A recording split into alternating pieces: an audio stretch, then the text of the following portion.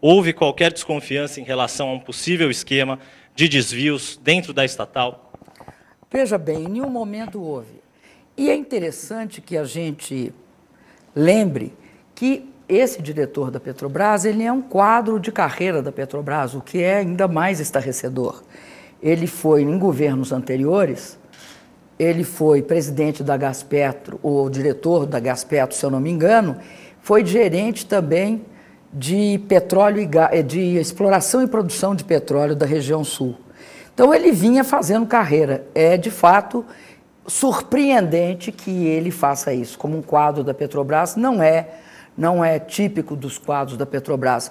Agora, isso nada tem a ver com gestão, isso tem a ver com o fato básico, que há que sempre ter muito cuidado com a questão do uso indevido do dinheiro público, em qualquer atividade, empresas públicas, empresas privadas. Eu acredito muito que é importante fortalecer as instituições. Que instituições? Fortalecer a Polícia Federal, que é quem investiga. Aliás, é a Polícia Federal do meu governo que investiga esses casos de corrupção dentro da Petrobras. É, de fato, a Controladoria Geral da União, que nós elevamos a nível de ministério, que também investiga. Nós tivemos uma série de procedimentos no sentido de fortalecer a fiscalização. Veja que nós temos um portal de transparência.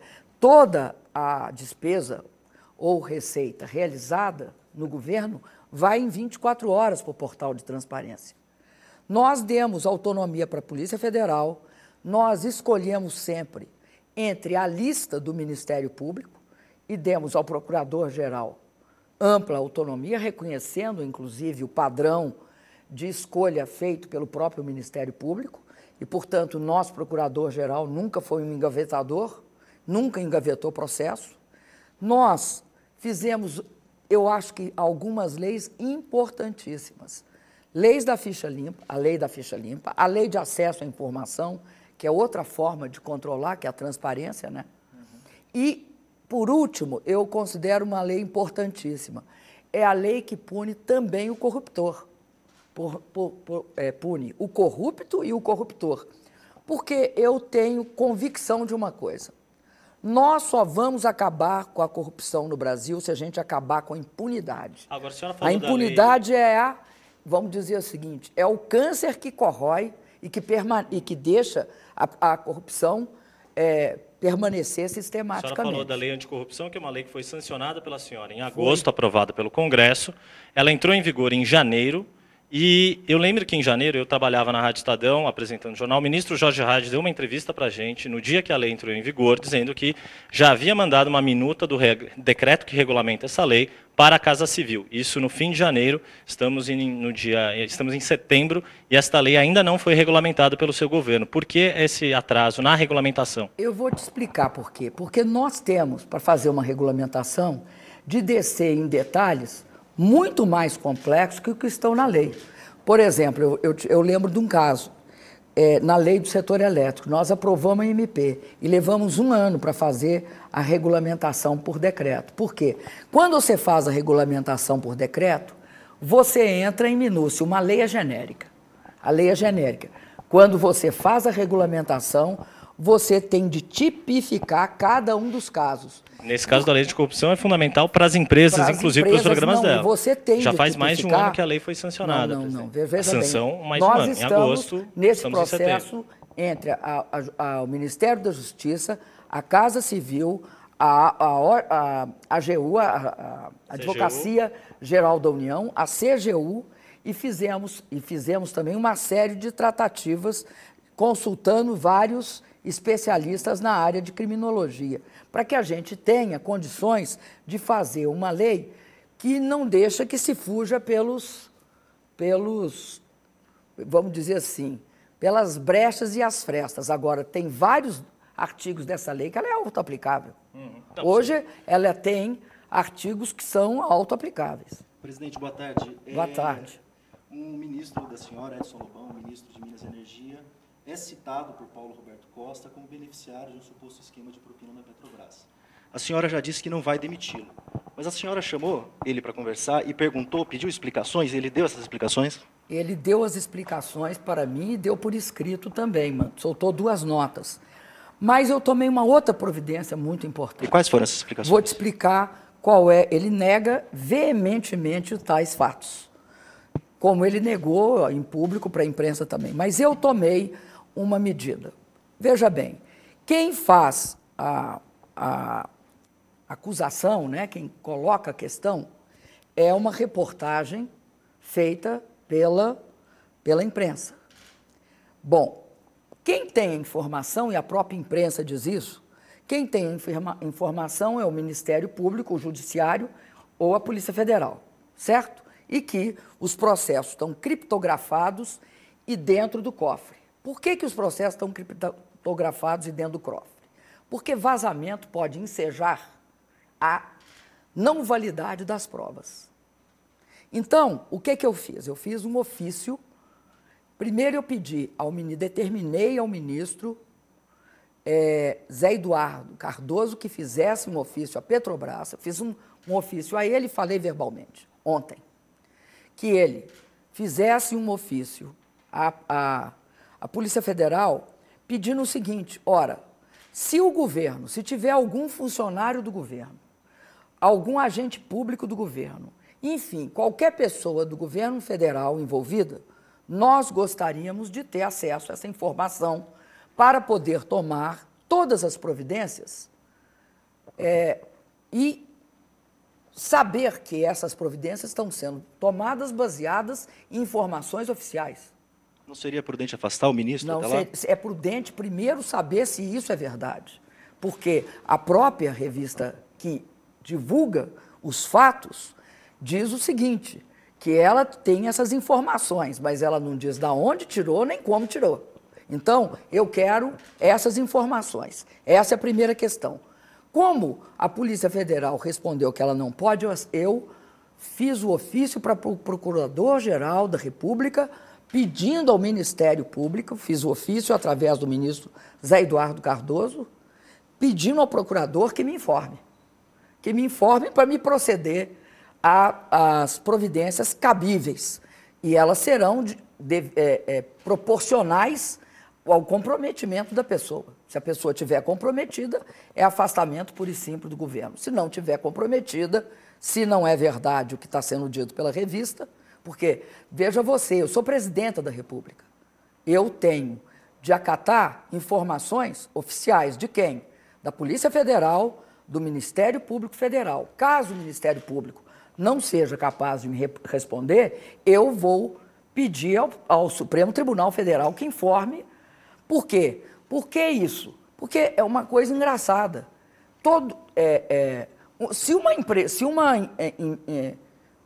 Vamos dizer, um órgão da imprensa sabe uma coisa e nós que somos os acusados não sabemos, isso é inadmissível.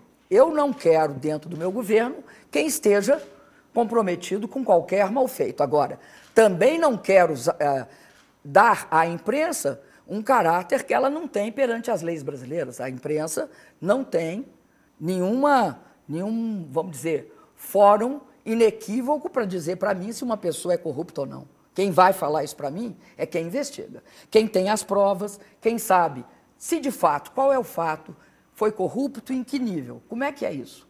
Como é que deixa de ser? E não diz que. Eu quero, e eu sou uma autoridade, a maior autoridade do país, no caso do Executivo Federal, eu quero a informação a mais aprofundada possível. Acho que não só o governo federal tem direito, mas a população tem direito. Presidente, falando em informação, desculpa, Irene, só para completar esse raciocínio, a senhora está falando em informação aprofundada. Em março... Não é aprofundada, é a única informação oficial. Em março... Não é aprofundada.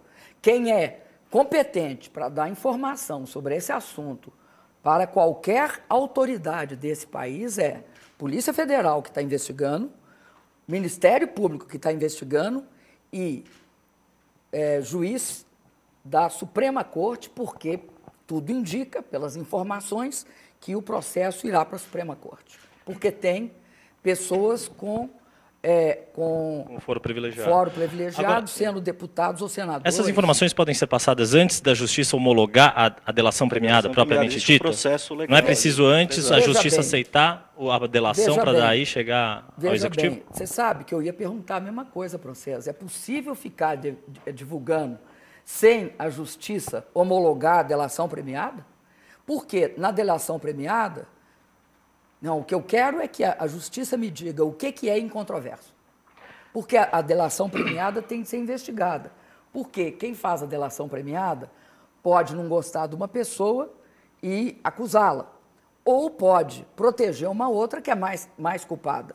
Então, por isso que tem de ter homologação. Mas é possível que haja também informações incontroversas. O que eu pedi foi por isso. O correto seria que todos nós esperássemos que houvesse o incontroverso. Mas já que foi divulgado, eu acho que eu tenho obrigação de querer saber.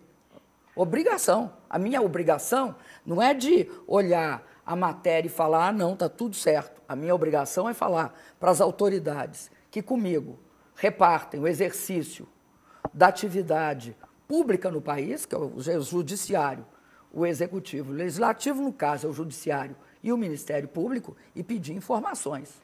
Em março, na iminência da divulgação de que a senhora ajudou a aprovar a compra da refinaria de Pasadena em 2006, em 50% dessa refinaria, a senhora divulgou ao Estadão uma nota dizendo que só tomou essa decisão porque recebeu um documento falho e incompleto. Hoje, nesse contexto dessas denúncias da Petrobras, a senhora acredita que esse documento falho e incompleto foi colocado assim de uma forma deliberada? Olha, eu não tiro conclusões. Agora, eu, desde o primeiro momento, disse que nós, não sou só eu, né? É todos os integrantes do Conselho de Administração. O Conselho de Administração é um órgão, como todo mundo sabe, que observa as questões estratégicas de uma empresa. No meu Conselho de Administração tinham pessoas do setor público e do privado. Do setor público estavam o presidente da Petrobras e outros representantes ministros. Do setor privado estava Jorge Gerdau e Johann Peter, que é presidente de uma das maiores siderúrgicas do país, o Fábio Barbosa, que hoje dirige o Grupo Abril, e o Cláudio Haddad, que dirige o IBMEC, se eu não me engano. Naquela época, nós aprovamos a compra de 50% de Pasadena, baseado numa opinião, uma chamada opinião justa, fairness opinion, uma opinião fundamentada do Citibank, que dizia que era um bom negócio, 50% das ações, e que era só isso que estava sendo aprovado. Bom, mais tarde descobrimos que estava faltando um anexo com duas cláusulas, uma de put option, que acontece em qualquer contrato, mas que cada contrato, a put option é diferente, e uma chamada cláusula Marlin. As duas cláusulas não nos foram apresentadas. O Conselho, em todo o período, só aprovou a compra dos 50%. Os demais 50% não foram aprovados pelo Conselho, não foram sequer analisados pelo Conselho, como consta de todas as atas. Tanto é assim que o Ministério Público Federal e o TCU concordam que, neste processo, o Conselho nada tinha a ver. Ele aprovou e, de fato, as duas cláusulas não estavam presentes. Presidente, quando a senhora assumiu em 2011, a senhora não fez mudança alguma na Petrobras, isso aconteceu um ano depois. Entrou... 1 ano e 4 meses, para ser preciso. Então, entrou a presidente Graça Foster e 2 meses depois da posse dela, ela afastou 3 diretores. O da diretoria de engenharia, que cuida dos contratos da Petrobras. A diretoria de internacional, que antes fora do Cerveró e que está até hoje sem diretor. Ela afastou o diretor Zelada. E o Paulo Roberto, de abastecimento. Havia, naquela época, eu queria lhe fazer 2 perguntas. Alguma suspeita sobre essas acusações que estão sendo feitas agora? E a segunda pergunta, por que a senhora mudou a presidência da Petrobras apenas um ano e 4 meses depois da sua posse. Havia algum pedido para manter a diretoria da Petrobras inalterada? Olha, nós, quando assumimos um governo, temos de fazer medidas sucessivas e ter, assim, um certo cuidado para não agir de forma abrupta, porque senão você desmonta o que está feito. Inclusive se faz isso até na transição entre governos que não são nem do mesmo partido. Nós tivemos todo o cuidado quando da transição, eu me lembro, de 2002 para 2003, na transição do Fernando Henrique para o presidente Lula. Alteramos, inclusive, o conselho lentamente, alteramos a diretoria também com algum delay, com alguma diferença de tempo. O que aconteceu? Eu substituí aqueles que eu não considerava que eram os melhores para a minha equipe. Não tinha nenhuma avaliação de valor quanto a nenhum deles no que se refere a malfeitos, atos de corrupção. Não tinha, porque se eu tivesse, eu tinha tomado as providências cabíveis, e não apenas porque a Maria das Graças Foster fez esse movimento de substituição da diretoria, porque houve autorização do Conselho para fazer. Porque quem nomeia os diretores da empresa é o Conselho. E quem nomeia o Conselho é o acionista majoritário. Como acionista majoritário é o governo, quando você vai alterar qualquer coisa num processo, numa empresa, há uma consulta ao governo, é óbvio.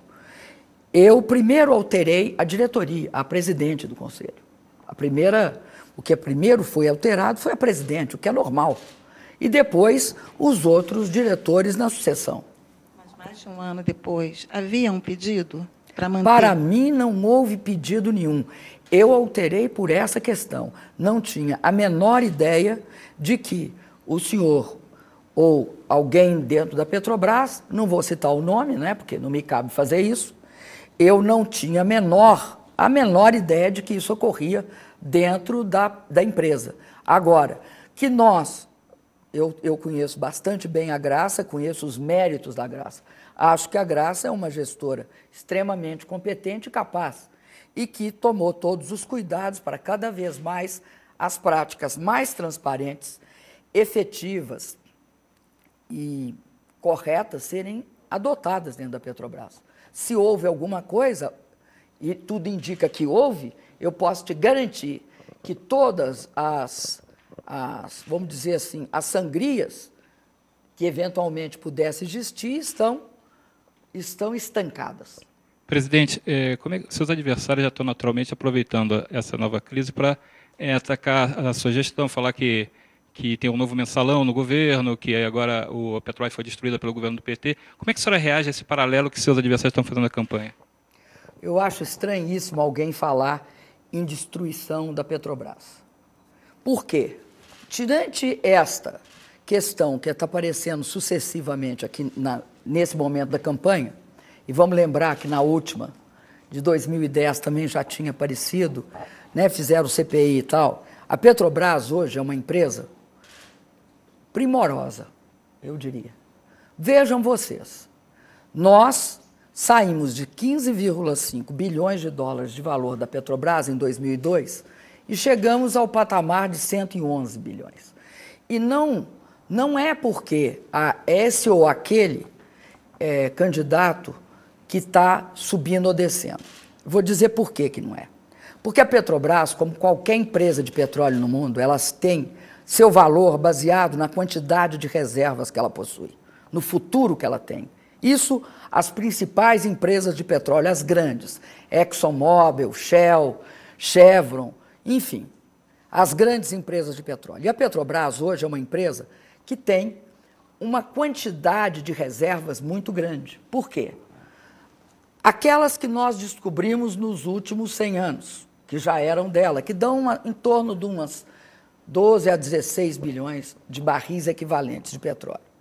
Depois, aquela obteve ao longo dos leilões que nós fizemos, tanto no governo Lula quanto no meu, leilões baseado no modelo de concessão.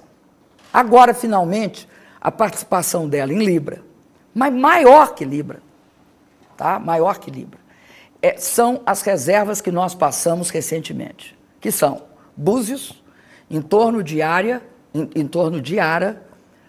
Florim e Nordeste de Tupi. Esses quatro campos representam, eu diria, quase o equivalente do que nós descobrimos em 100 anos. E é isso que a Petrobras tem para explorar. Aí vão me dizer assim, mas explorar o pré-sal é muito difícil. Diziam que a gente não ia conseguir explorar o pré-sal, que o pré-sal tinha altas temperaturas, porque estava em grande profundidade, tinha problemas seríssimos de pressão e que a gente não ia tirar petróleo lá de baixo. Lá de baixo é da onde? Para o nosso leitor, o nosso telespectador ou espectador da internet também saber. É 7.000 metros, né? Tem um mar, lá no fundo do mar tem rocha e depois tem uma camada de sal. Abaixo da camada de sal, nós fizemos uma imensa descoberta que foi o pré-sal. Bom, o que é que nós conseguimos e provamos agora? Que somos capazes, se nós levamos 31 anos para tirar 500 mil barris dia, hoje, nós levamos 8 anos. A Petrobras levou 8 anos. Nós chegamos a 540. Deve estar hoje um pouco mais. Mas a Petrobras não foi só isso. Nós ressuscitamos a indústria naval. Estão falando muito mal da política de conteúdo local. Mas nós ressuscitamos uma indústria que nós já tínhamos sido o segundo. Nós tínhamos sido o segundo quando? Em 80, nos anos 80, 1980. Aí, em 90, nós viramos pó. Hoje, nós voltamos a ser a quarta indústria naval do mundo. Presidente, de 7.000 empregos, chegamos a julho desse ano a 81 mil empregos. E o ano que vem vamos chegar a 100 mil empregos na indústria naval. E isso não é fruto, é fruto da Petrobras. E a força da Petrobras são seus trabalhadores, sua imensa capacidade de descobrir petróleo, sua imensa capacidade de gerar tecnologia. Essa é a força da Petrobras. Mas a Petrobras é a maior empresa desse país. Presidente, o que acho que o Marcelo colocou ali é que 9 anos depois há uma suspeita de montagem de um esquema envolvendo contratos públicos para financiar a base aliada do governo. E isso lembra o mensalão que acabou com 25 condenados. Eu queria que a senhora comentasse esse paralelo com o mensalão que está sendo feito. Eu queria falar um comentário com os nossos ouvintes, em geral, né? Agora que eu já sei que são leitores e espectadores da internet. Olha, eu acho que tem uma coisa que é complicada. Quem não investiga não descobre. Eu acho que 9 anos depois fica claro que esse governo, como montou toda uma estrutura de investigação, investigou e descobriu. Como não engavetou no Ministério Público, não impediu a Polícia Federal de descobrir. Nós desmontamos muitos esquemas de corrupção. O que me estranha é que outros esquemas de corrupção não tenham tido o mesmo tratamento, apesar de descobertos. É o caso do mensalão do DEM, é o caso do mensalão originário, que é o mensalão, que inclusive tem gente condenada concorrendo ao governo, ou condenada ou indiciada concorrendo ao governo. Está indiciado. Indiciado. Então, o que eu acho extraordinário é isso. Eu acho que nós investigamos, nós fizemos o dever de casa, nós não deixamos nada escondido debaixo do tapete. Então, dizem o seguinte, não, aumentou a corrupção. Não, o que aumentou foi a investigação da corrupção. Hoje, doa quem doer. Seja quem seja, é investigado. Eu vou dar um exemplo em relação à Petrobras. Se acha que é tranquilo uma plataforma que custa 1 bilhão e meio de dólares afundar? E ninguém investigar por que uma plataforma que custa 1 bilhão e meio de dólares afundar? A plataforma de 1 bilhão e meio de dólares, eu quero lembrar que é 2 vezes passadina. Ela afundou no governo do Fernando Henrique Cardoso, ninguém investigou. Ninguém fez uma CPI sobre o afundamento de uma plataforma que custa tudo isso e que não é próprio das plataformas sair por aí afundando. Não é característica delas. A característica da plataforma, se você já teve em uma, é boiar. E elas são imensas, são construídas para isso. Bom, teve um outro caso que foi objeto de ação popular, da mesma forma, e também não foi investigado. A troca de ativos da Repsol. A troca de ativos da Repsol, houve ação popular contra a troca de ativos da Repsol. Não foi investigada. Estou te dando 2 exemplos que não teve a mesma determinação governamental de investigar. Nós investigamos. Doa a quem doer. Mas, presidente, a senhora disse que, ao que tudo indica, mesmo sem ter ainda comprovações e as informações oficiais, houve realmente irregularidade agora nesse caso. Isso. Não disse, por favor. Eu sou presidente da República, eu não posso fazer uma coisa dessas. Baseado em afirmação da imprensa, eu não posso condenar ou perdoar ninguém. Não disse, eu tenho tudo de aguardar indica que informações oficiais. Insistir nisso, por favor. Mas porque eu não posso fazer isso. Mas eu sou presidente. Mas assim, em seguida a senhora elogiou a gestão da presidente Graça Foster. A senhora diria, então, que há duas épocas de Petrobras, até 2012 e depois? Não, é que eu conheço a Graça, tá? A Graça usa muito a curva S. A Graça é uma pessoa minuciosa na gestão. O que eu estou falando é que é muito difícil com uma pessoa com a minúcia e a capacidade de gestão da Graça não estancar vazamentos. Eu estou falando mais na qualidade de gestora da Graça Foster e menos numa questão que a Graça não é nem delegada de polícia nem do Ministério Público. Dentro da Petrobras, ela está gerindo a Petrobras. Então, o que eu estou dizendo é o seguinte, a Graça, obviamente, em toda a gestão, você tem obrigação de melhorar o que você recebeu em termos de gestão. Ela melhorar nesse não significa para não acontecer o que ela aumentou, se investiga? Não, ela aumentou. O que eu acho que a Graça Foster fez foi aumentar a qualidade da gestão. E quem vier depois da Graça vai ser obrigado também a aumentar a qualidade da gestão. Presidente. É função de um dirigente de empresa fazer isso. Isso ocorre na empresa pública e na privada. Quando um presidente de empresa ele é substituído, o que se supõe é que ele melhore a gestão, cada vez mais.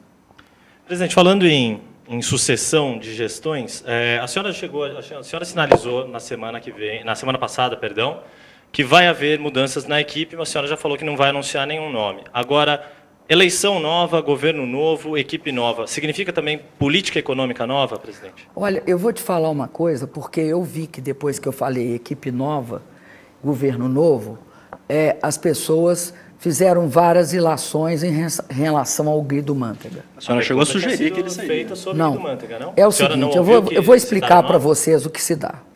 O Guido Mantega já me comunicou que ele não tem como ficar no governo no segundo mandato, que porventura eu tenha, por questões eminentemente pessoais que eu peço para vocês respeitarem, certo?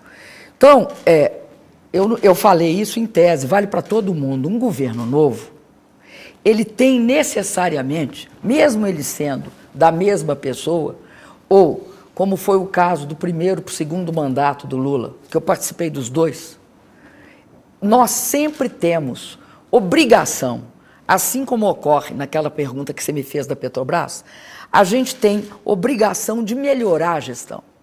Eu pretendo melhorar a gestão, eu não vou aplicar literalmente tudo igual o que eu venho fazendo, não é tudo igual. Eu pretendo melhorar a gestão, garantir. Inclusive, a gente aprende muito ao longo do processo. E escuta muito também, né? Porque você escuta. Tem várias coisas que eu acho que são importantíssimas que nós vamos ter de fazer. Quais são? Agora, eu vou falar das minhas propostas. Eu não vou discutir políticas práticas. Eu falo várias, se você quiser. Por exemplo, eu acredito que é fundamental para o país ter uma nova política de segurança pública. Como é que nós aprendemos essa política de segurança pública nova?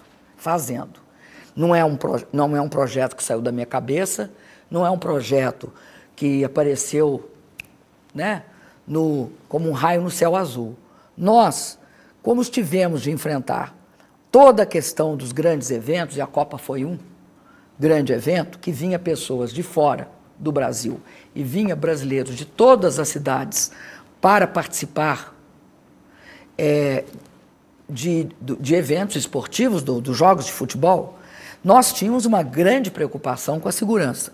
E eu quero lembrar vocês que dentro daquela política do pessimismo que diziam que não ia ter Copa, uma das coisas que diziam que não ia ter também era a segurança no Brasil, que aqui ia ser o caos.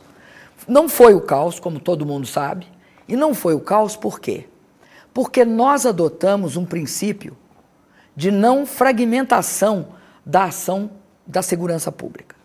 O crime organizado age de forma coordenada no território nacional inteiro. Nós agimos de forma fragmentada. Tem a Polícia Federal, a Polícia Rodoviária Federal, as Forças Armadas de todo o lado federal.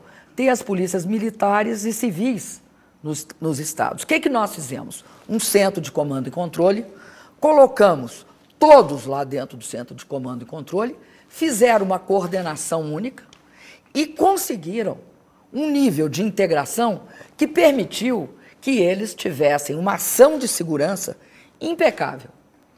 Isso nós tornamos a repetir, agora recentemente, não sei se vocês sabem, uma semana atrás, nós fizemos em todo o Nordeste. A mesmo esquema de coordenação de centro de comando e controle, nós juntamos todos os estados do Nordeste, porque independe de governador ou de presidenta da República.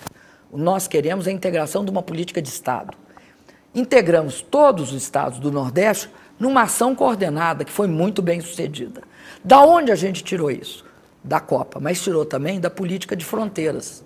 Porque antes o Exército fazia uma ação, a Polícia Federal fazia outra. Ora, pelas fronteiras entra droga, arma e o crime organizado se alimenta.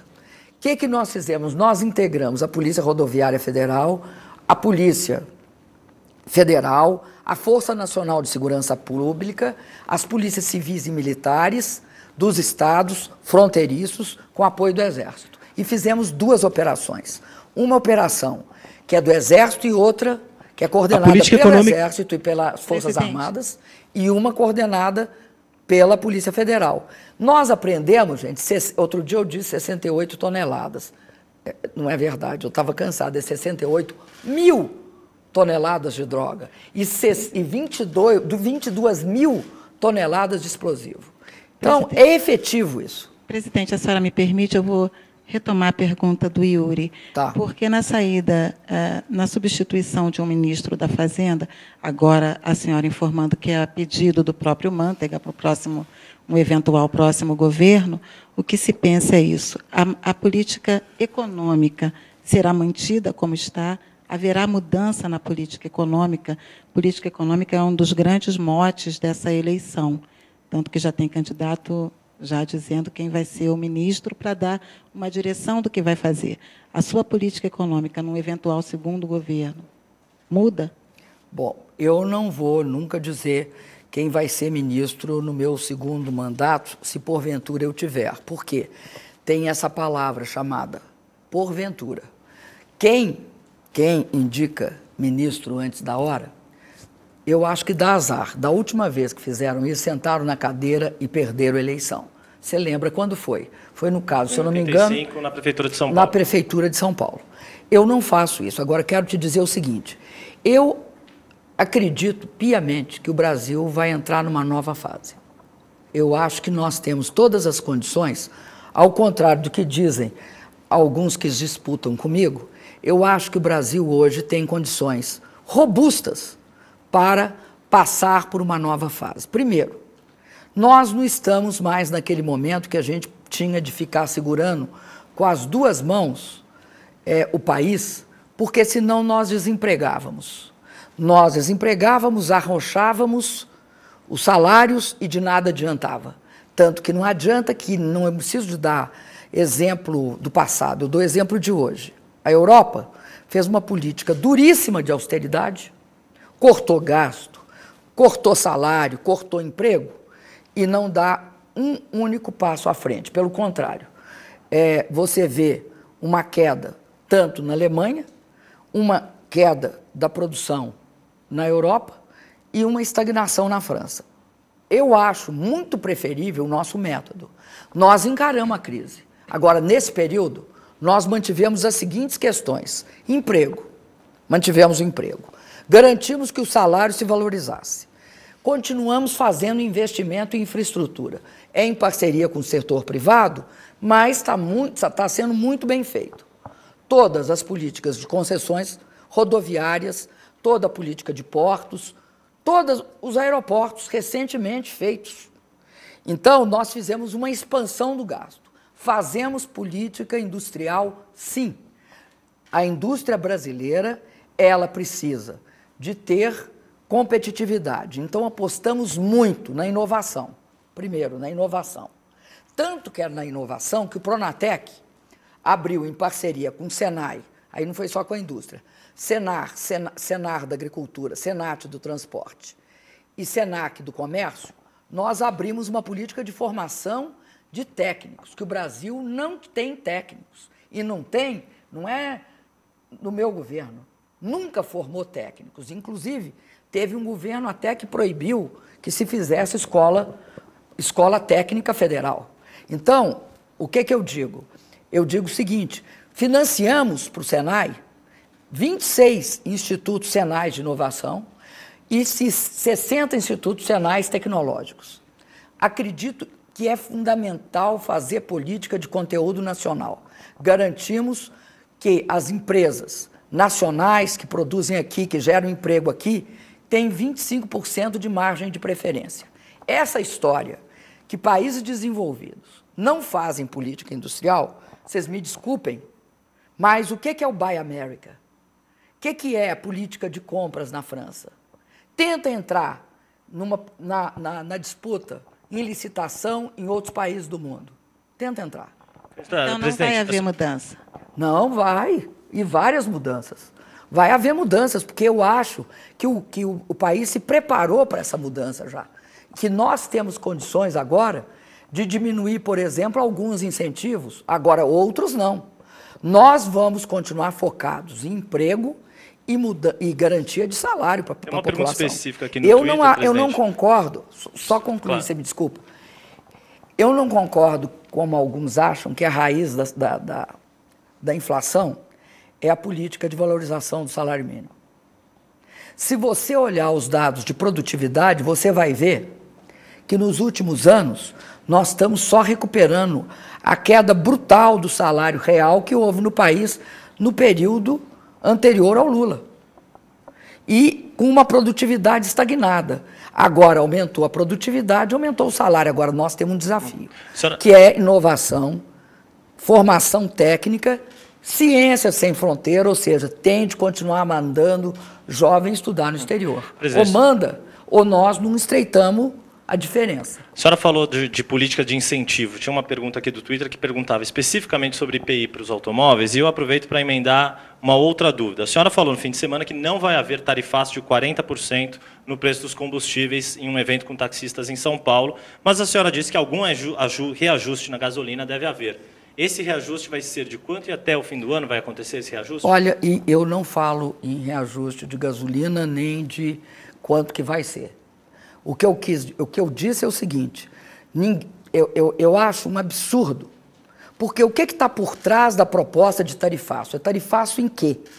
Em que setor? Você acha que é no de combustível? É o que alguns tá candidatos bom, falam. então vamos energia. Discutir mas, reajuste. Pegando o que a senhora falou, que deve haver algum reajuste, não que vá subir de acordo com o mercado internacional, porque a senhora não concorda com isso, isso ficou claro. Mas a senhora disse que algum reajuste deve haver na gasolina. A pergunta é quando vai ocorrer isso? Sabe quanto é que foi o aumento do combustível petróleo na refinaria? Neste período de 2011 a 2014, até agora? 31,5%. O IPCA deve estar em torno de uns 23%, eu acredito. É uns 23. Então, 31... o que eu tenho de cabeça aqui perfeito é que teve um ganho real de 7%. A diferença, os que propõem que haja um grande tarifaço na gasolina, estão atrelando, sim, o preço do petróleo ao mercado internacional. Estão olhando o valor do Brent. Nós temos uma parte do nosso petróleo que tem relação com o mercado internacional. É o que nós importamos. Tudo que nós importamos que é necessário para a nossa produção. Agora, o resto dos custos não tem uma ligação imediata com o mercado internacional.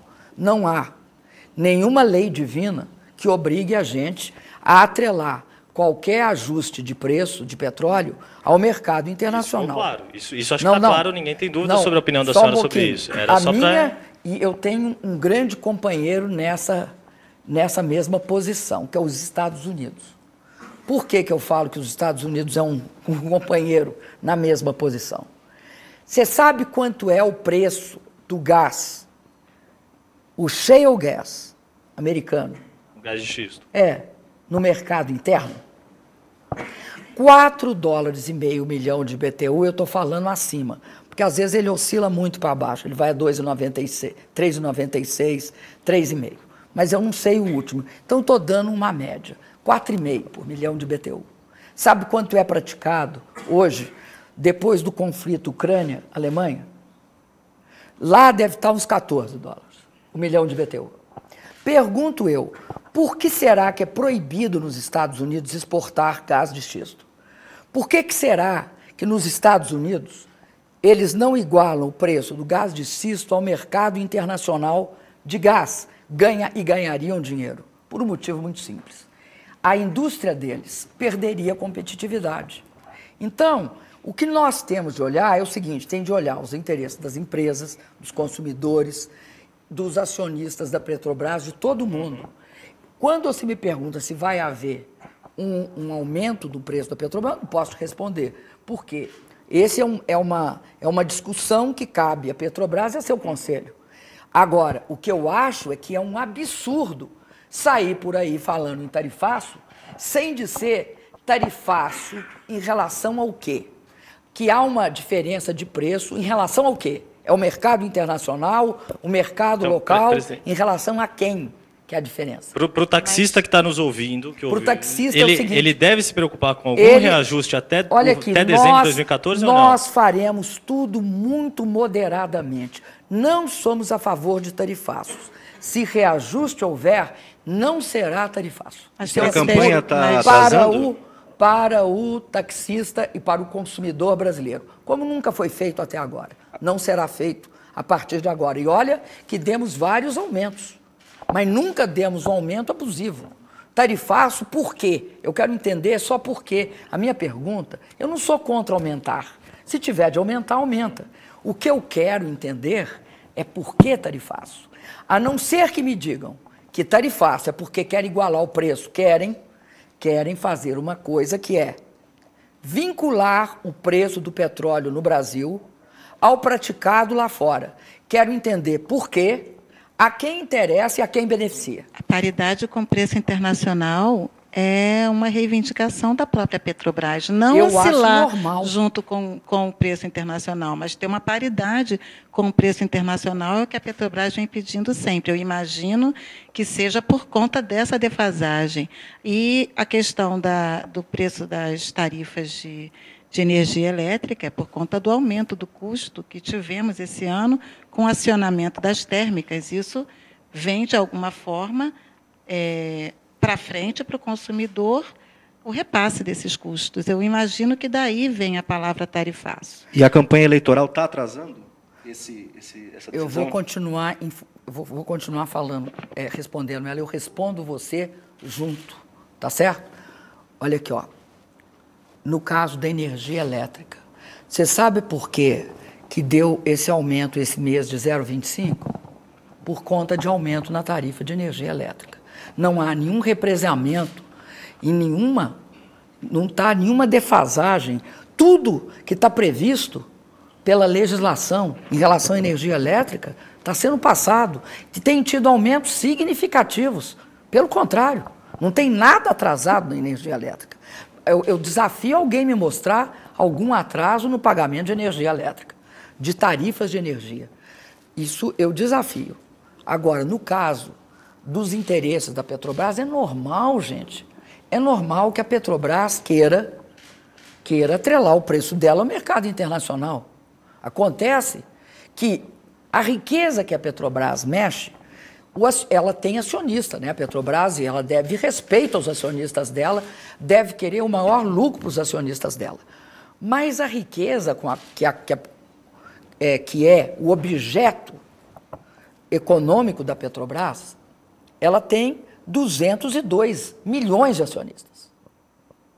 Querendo ou não, quem tem a propriedade do subsolo brasileiro é a população desse país.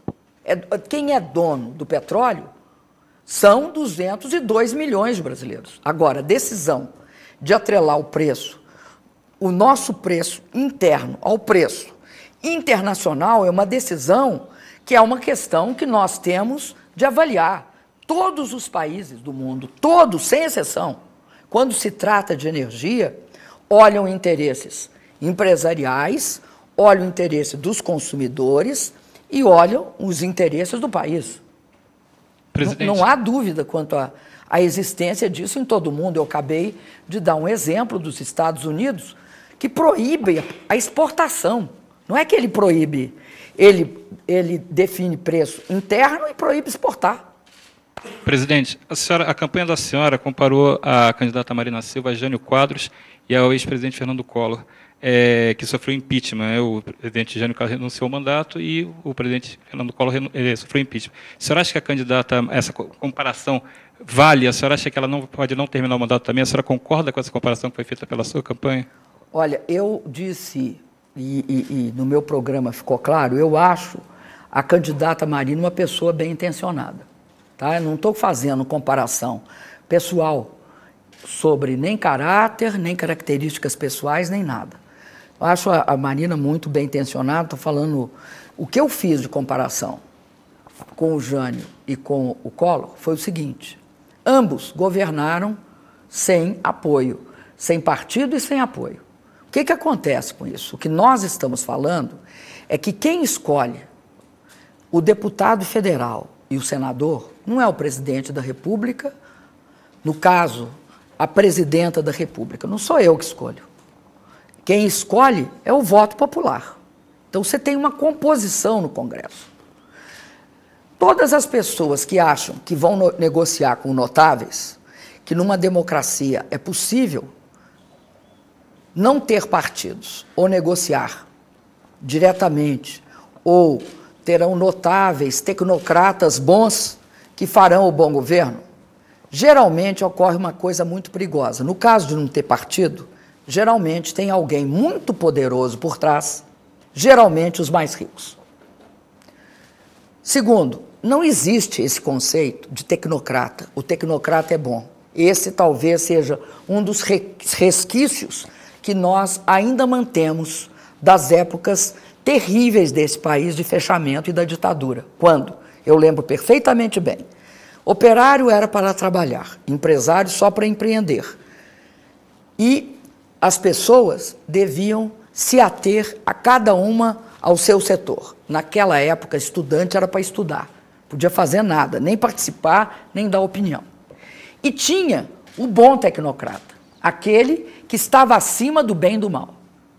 Isto não é nova política. Isso é política que levou o país às crises, que levou o país a um tipo de visão de que a democracia pode ser feita por alguns poucos que são bons e capazes, e que o resto do povo não é nem bom nem capaz.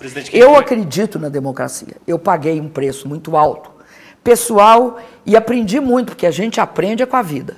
Eu aprendi muito. Eu não abro mão da democracia. Agora, no Congresso, eu tive uma postura muito clara. Vocês mesmos diziam: presidente não negocia.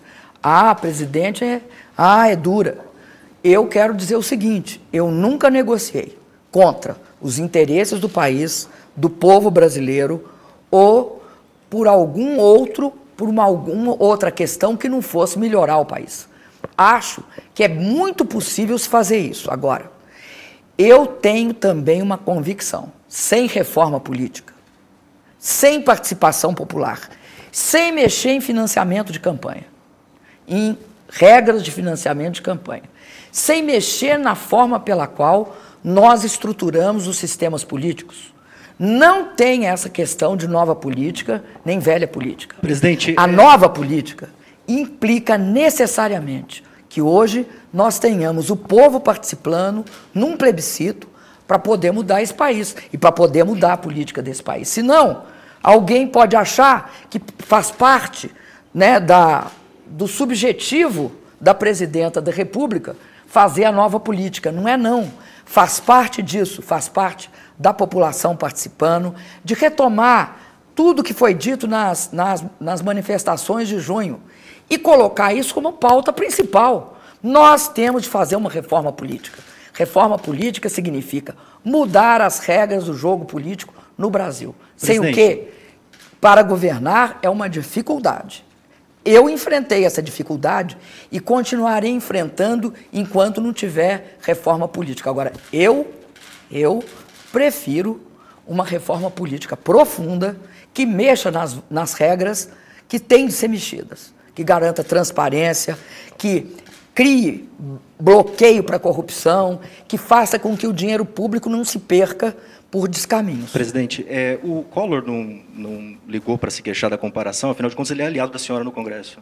Olha, eu não falei, vou repetir, eu não falei da pessoa, eu falei de um governo, eu não estou discutindo, não estou pessoalizando ninguém, estou discutindo política, que o governo do presidente Collor não teve base de sustentação é um dado da história hoje. Que o governo do presidente Jânio teve a mesma característica é outro dado da história. O que a gente tem de perceber é que a acusação pessoal é uma coisa muito ruim. As pessoas, eu respeito todas as pessoas, não acho que dá para ficar fazendo juízo de valor. Respeito o presidente Collor, como respeito o Jânio, como respeito o presidente Fernando Henrique Cardoso, respeito o presidente Lula. Agora, eu discordo das políticas. Isso não tem nada de pessoal. Por isso que eu comecei dizendo que eu acho a Marina uma pessoa bem intencionada. Não estou dizendo nem que ela é... Sabe, não falei da pessoa dela, estou falando de uma política que ela propõe. Falando em reforma política, presidente, aproveitando de fazer a pergunta do Diogo Queiroga aqui pelo Twitter. Ele pergunta se a senhora é a favor do fim da reeleição e a favor do fim do financiamento da iniciativa privada nas eleições das empresas. Isso é uma bandeira do PT. Agora, reeleição e mandato de 5 anos, que é uma discussão que se colocou. Qual é a posição da senhora a respeito disso? Olha, eu vou te falar com sinceridade. Eu acho que, se for acabar com a reeleição, tem de dar mandato de 5 anos. Não é possível ser 4 anos com o fim da reeleição. Então, nisso parece haver um consenso entre os 3 principais candidatos. Agora, eu quero entender o que é que os 5 anos faz no todo. O que eu vou te falar que eu sou contra? Eu sou contra a coincidência de todas as eleições. Eu acho que o Brasil tem de continuar votando. Nós temos muito tempo de democracia para abrir mão do voto popular sistematicamente. Porque o voto popular, eu sempre acho que ele tem um efeito extremamente benéfico. Para mim, a melhor proposta, outro dia estava dizendo para os jovens que vieram aqui discutir comigo, olha, acho que é tão importante no país que se vote em plebiscito, que eu acho que só o ato de votar em plebiscito muda o país. Da gente ter plebiscito e as pessoas participarem. A pessoa vai lá e vai decidir. Nós queremos dessa forma ou daquela forma? Eu quero 5 anos ou quero 4? Um segundo mandato, a senhora pretende convocar, então, plebiscitos? Olha, qual seria a primeira questão que mereceria posso falar uma um plebiscito? Coisa? Eu pretendi convocar o plebiscito no meu primeiro mandato. Sim, mas logo depois das manifestações de junho, eu levantei, fui lá, fiz a minha proposta de plebiscito. Achava que tinha de ser discutido, a gente tinha de sentar, porque eu acho o seguinte... Mas houve uma contestação tanto política quanto jurídica para esse plebiscito, para a reforma política. Não. Houve uma contestação, não estou entrando no mérito se é correto ou não. Houve gente que era contra fazer o plebiscito. E ele não saiu. não tem contestação jurídica nenhuma, tem política. Jurídica do ponto de vista de que pessoas entendidas no assunto, constitucionalistas, disseram isso. O vice-presidente Michel Temer disse que não seria possível do ponto de vista jurídico. O que o Temer parece que não concorda é com a Constituinte, ele concorda com o plebiscito. Mas você não tem necessariamente de fazer uma Constituinte. Depende. Se você colocar... Desculpa, eu tenho de tomar uma água. Sabe eu vou aproveitar para fazer então uma pergunta... A reforma política vai ser o assunto de um futuro plebiscito, caso a senhora seja reeleita? Vai ser o assunto, de novo, que a senhora vai insistir em convocar para plebiscito? Eu concordo com isso e vou convocar. Eu acho que para o Brasil é importantíssimo isso. Entre as reformas, eu tenho absoluta certeza que a reforma política é uma. Eu acho estranho que todas as pessoas... Por que eu acho estranho? Eu vou te explicar o que eu acho estranho. Eu sei que 99% da população brasileira quer uma melhoria na sua representatividade. Quer ser melhor representada no parlamento. 99% das pessoas, a gente viu isso também nas manifestações, muitas pessoas querem uma maior transparência das instituições. Eu tenho certeza que a população brasileira quer melhorar as formas pelas quais as campanhas são financiadas. Ora, a minha experiência demonstra uma coisa. Sem respaldo da população, ninguém tem força para fazer nenhuma alteração. Ninguém tem força. Só tem um jeito de fazer a transformação. Se a população der poder para uma das posições. Quando ela votar, ela fala, olha, eu quero isso. Aí, você pode fazer isso através de que mecanismo for, respeitando quem ganhou. Você lembra do parlamentarismo versus o presidencialismo? Sim, 93. O que aconteceu? Ganhou o presidencialismo. Presidente, a gente está e aí, apesar de ter uma maioria no parlamento querendo parlamentarismo, não teve legitimidade política de propor o parlamentarismo. Presidente, a gente está quase chegando ao fim. Eu vou pedir uma última pergunta de cada um dos entrevistadores. Vamos começar com a Irani, Conrado, Marcelo. Presidente, obras de infraestrutura são sempre o grande desafio do governo. Há uma obra em especial que era um emblema do PT, uma obra de PAC, enfim.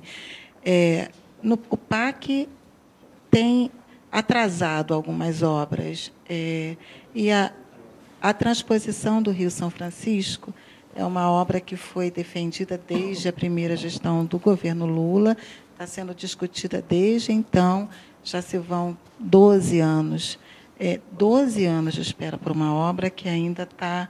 Como a senhora definiria esse atraso? Se a infraestrutura é uma bandeira do partido, um emblema da sua gestão? Bom, só não atrasa a obra de engenharia quem não faz. Eu vou explicar. A obra da transposição do São Francisco. Nós passamos um ano lutando porque tinha um movimento liderado por um bispo até que fez greve de fome. Depois nós ficamos mais outro tempo esperando o licenciamento ambiental. Depois ficamos mais outro tempo fazendo e improvisando em alguns momentos, porque não tinha projeto. Tinha de fazer projeto. Uma parte se improvisou e se errou ao improvisar. E se subestimou a obra. Sabe por que subestimou? Nós estamos acabando agora três estações de bombeamento. Você tem noção qual é o tamanho de uma estação de bombeamento? 60 metros. Você eleva a água, nós vamos elevar a água em alguns casos a 200 metros. E depois, lá de cima, ela corre pelo sertão e aí por gravidade. Por que é feito assim? Porque é o único jeito de fazer. Porque se você não elevar a água, você vai tendo bombeamento a cada quilômetro. Então, é melhor você fazer erguer isso. A obra de transposição do São Francisco não é o canal. O canal é trivial. O canal é uma obra de engenharia simples. O que é o complexo são essas estações de bombeamento, que exigem em cada uma delas uma subestação de energia elétrica, porque você faz isso com energia elétrica, nos dois segmentos. Nós agora vamos conseguir chegar a Pernambuco em 2015. Em Pernambuco, nós chegamos em 2015. E vamos chegar no início de 2016, no eixo norte, que é o eixo que chega ao Ceará. Ao par disso, eu quero te dizer o seguinte, na prática, nós estamos levando entre 7 anos e meio a 7 anos para fazer essa obra. Eu acho que se nós tivéssemos toda a experiência que temos hoje, a gente levaria uns 5 anos. Acho que a gente subestimou a complexidade dessa obra, até porque nunca fizemos. Agora, uma coisa importante dizer a respeito da transposição, que nós aprendemos também fazendo a transposição. A transposição custa 8 bilhões e meio, mais ou menos. Mas ela precisa de várias obras espalhadas por vários estados para ser potencializada. Então, junto com a obra, nós estamos fazendo Ceará, Eixão das Águas e Cinturão das Águas. Eu visitei o Eixão, é mais de 200 quilômetros, que leva a água do Castanhão até Fortaleza. Tem, por exemplo, em Pernambuco, a adutora do Oeste, a adutora de Pajeú, primeira fase, que nós já entregamos. A adutora do Pajeú, segunda fase, e a adutora do Agreste também, nós vamos entregar agora na sequência. Isso, eu te diria, Bocaina, no Piauí, adutora de Bocaina. O que é a adutora? A adutora é a forma que nós vamos ter para a gente normalizar, tornar perene 1.000 quilômetros de rio. A transposição do São Francisco vai tornar perene 1.000 quilômetros de rio no Nordeste. É isso que ela fará. Ela mudará radicalmente a feição do semiárido brasileiro. Ela é uma obra complexa. Nós, inclusive, tivemos de fazer em alguns lugares túneis não previstos. Tem 14 quilômetros de túnel em rocha. Então, obra de engenharia, quando você começa, você tem surpresas. Por isso que eu comecei dizendo, não é pretensão minha, só não atrasa obra de engenharia, quem não faz. Agora, uma coisa é o grande processo. A Norte-Sul, por exemplo, que foi prometida há 27 anos atrás, nós concluímos ela prontinha até Anápolis. Presidente, a cada crise a senhora tem que lidar com o volta Lula. Isso é fomentado, inclusive, dentro do próprio PT. A senhora é a favor que o ex-presidente volte a ser candidato em 2018?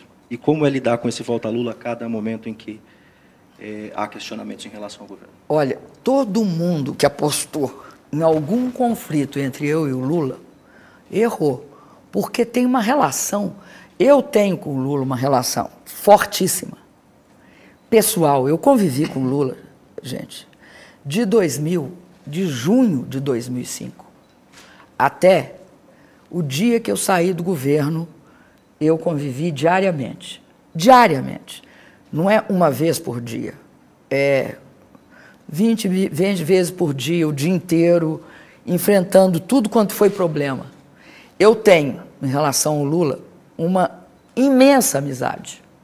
Sabe, eu gosto do Lula. Gosto muito do Lula. Então, e tenho absoluta certeza que o Lula tem o mesmo afeto por mim. Então, não apostem, a mim não incomoda 1 milímetro falar em volta Lula. E falar em volta Lula em 2018? Também não incomoda o que ele quiser, eu apoiarei o Lula em qualquer circunstância. O que ele quiser fazer, eu apoiarei. Se ele quiser ser candidato em 2018, a senhora estará com ele, vai apoiar? Estarei com ele em todas as circunstâncias, não é só em 2018. Em 2018, quando for necessário, eu estarei com ele. Marcelo. Nós construímos, junto com todo esforço e desafio de garantir que esse país fosse mais inclusivo, que 36 milhões saíssem da pobreza, que 42 milhões fossem para a classe média, garantir educação de qualidade. Eu lutei ao lado dele. Então, é aquela relação que é muito forte. Marcelo. Presidente, a senhora citou ainda há pouco a Companhia dos Estados Unidos e a senhora está no dia 24 para a Assembleia Geral da ONU. No ano passado, talvez tenha sido o seu discurso mais duro contra os Estados Unidos por conta da questão da espionagem, justamente na Assembleia da ONU. Eu queria saber se a senhora vai retomar a relação com os Estados Unidos no seu eventual segundo mandato, ou se a senhora vai manter esse tom crítico. Como é que a senhora pretende fazer essa relação?